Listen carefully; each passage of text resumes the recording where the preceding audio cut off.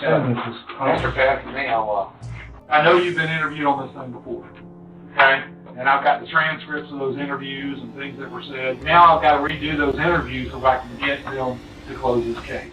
This 72-year-old man, Mearl Mackey, is currently being interrogated by the authorities at the Hernando County Sheriff's Office for the disappearance of his wife, Evelyn Laverne Mackey, in 1981. In a bizarre turn of events, Mearl confesses his crime through slip of tongue. What could have happened to Evelyn Mackey? Was she found at last? Join us as we take a closer look at how Mearl Mackey gets caught by accident.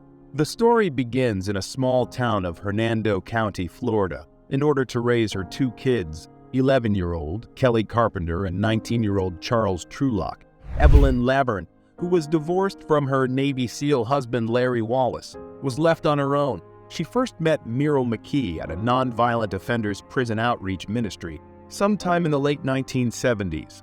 Oh, the irony there. The two quickly grew close after regularly running into each other after this incident, which happened at her local church. When they got married, Mearl, who had been in and out of prison at the time, settled down and moved in with Evelyn. Mearl Mackey, Evelyn's new husband, drove her daughter to school while she prepared her daughter's breakfast. Everything seemed to be going well, and they were a happy couple. However, things do change over time. November 5, 1981, was the last recorded sight of Evelyn, and that too by her daughter. You have here, he said, well, she already had the suitcase packed and all that stuff. She's going to take it with her. Do you remember why she told you she needed to go with it? Her brother's wife was sick. I don't remember what she was sick from. Had she ever gone up and taken care of her brother or his wives or anything before? I don't think so. Was that the first time? Yeah. She said she was going to be gone for a couple of weeks, and then she's gone a little bit longer. I just figured something needed a little more time. That memory's a lot better than you. Mearl went by himself to pick up Evelyn's daughter that afternoon. He informed her and her brother that Evelyn had traveled to Ohio to care for her ill sister-in-law, but had failed to show up. But then her sister-in-law had never anticipated a visit from her in the first place. I could tell you, but I'm not going to. I'm going to validate these interviews, and you're making it hard on me. I thought we'd be in and out of here in about 45 minutes. Just a few days had passed since Evelyn was last seen, and Kelly was beginning to worry more and more for her mother, constantly inquiring as to where she was and when she planned to return home. Mearl gave the police various accounts as well, claiming that Evelyn had left for Tampa, Florida, but had since returned home and left with a boyfriend. This seemed completely out of character for Evelyn and contradictory to what he had previously said. Mearl continued to tell lies. He kept changing the details of his story, claiming that she had left the country to live elsewhere or that she had left to become a missionary. Mearl Mackey was a compulsive liar, and that was the only thing the detectives were certain of. He was someone who, out of habit, liked to make things up, and he kept adjusting and changing his story each time he was questioned. When the detective questioned, "Have you talked to her, Evelyn?" Mearl replied, "No, sir, I haven't." Do you remember her ever saying something about her brother's wife being sick? I don't recall that at all. And we'll go from there. I can't even remember what I ate for supper yesterday. The day she came up missing, were you at work or what? I don't have any clue. When she left, do you remember going to the bank and getting money out of the bank? The bank remembers you going to the bank and getting money out of the bank. I don't know how much I got.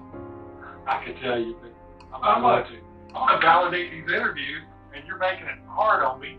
I thought we'd be in and out of here in about 45 minutes. But this is going a little further. However, the detective questions Mearl about phone records later in the conversation, which shows he spoke with Evelyn on the day of her disappearance. Mearl then alters his account and claims that Evelyn had called him to request money, and he had instructed her to come to his home to pick it up. Detectives only knew that Evelyn disappeared on November 5 at the time. He said, I saw her. So I said, okay. He said, I saw her about a week after that phone call, second phone call. She had a green cutlass. I wanted to go through your interviews because I wanted you to realize what you said back then. She was nowhere in the records, and so in January 1982, her family filed a missing person report. Detectives discovered that money had been taken from her bank account numerous times on the day she vanished. And then there's you going draining her money out of the bank. Yes, you did that. But your whole life has been a con. This is a con. You are the ultimate con man, and you work 3 different women in that church. What we did was chase down everybody because we wanted to go back and prove every single lie that you made. The account was totally empty several months later. The investigation into Laverne's disappearance was put on hold at that point, and it wasn't until Sergeant Phil Lankin attended the National Homicide Conference 33 years later that it was restarted. Mearl was located in Chandler, Texas, where detectives set up a lie. He was informed that Laverne's remains may have been discovered in connection with a plane crash in South America, making him potentially eligible for compensation from the airline. Mearl was told he had to review his statement regarding her disappearance in order to receive the payment, though. They began to question him after noticing contradictions in his story.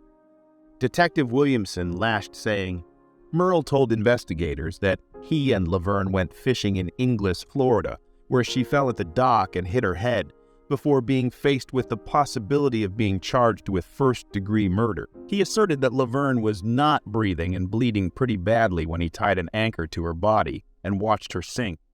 Why didn't you call for help and say, hey, she's in the water? Her head was bleeding pretty bad.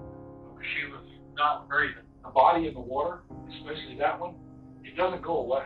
I put some weight on her to take her body down. When I roped that rope around that woman and watched her sink, it's never gone away. It was an accident. You telling me the truth right now? I'm telling you, this is straight business. Mearl, you're picking her up. I just took her clothes. You pulling her? You're taking her up out of the water. Did you lift her back up on to the dock? No, because she was, blood was just spurting out. Just spurting. The exact moment Mearl told about blood spurting, the detectives knew that the culprit was sitting right in front of them. Later, Mearl remarked, and I turned her loose and shoved her underneath the dock. That's where we can find her so we can give her body back to the kid.